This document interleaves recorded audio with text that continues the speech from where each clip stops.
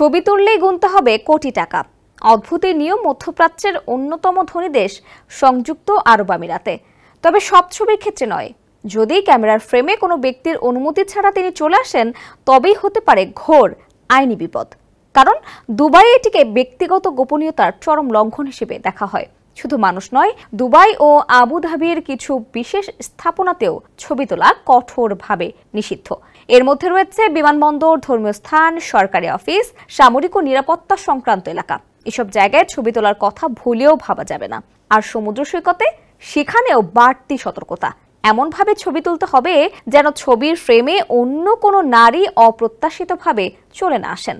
বিশেষজ্ঞরা স্পষ্ট করে বলেছেন, সরকারি কার্যালয়, সামরিক স্থাপনা, বিমানবন্দর এবং রাষ্ট্রের নিরাপত্তার সঙ্গে জড়িত যে কোনো স্থানে ছবি তোলার ব্যাপারে পর্যটকদের অত্যন্ত সতর্ক থাকতে হবে।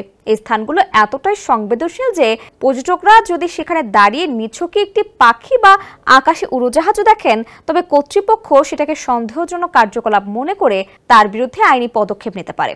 তাই দুবাইয়ে বেড়াতে গেলে চোখ কান খোলা রেখে ছবি তুলতে হবে সাবধানে।